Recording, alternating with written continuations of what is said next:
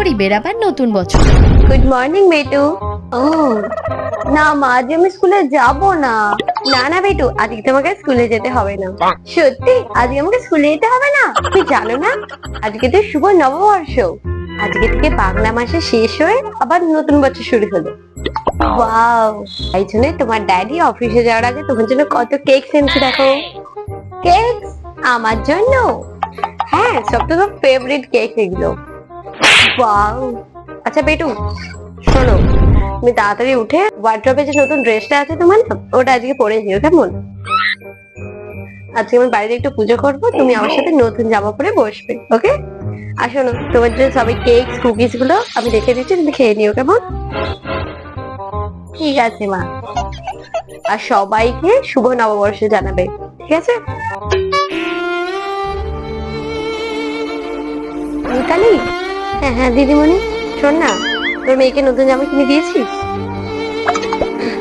জানি তুই দিতে পারিস না। শোন, ছুটকির জন্য যে জামা রাখা আছে ওটা দুটো সেট কিনেছি আমি, একটা তোর মেয়ের সাইজের, একটা আমার ছুটকির জন্য।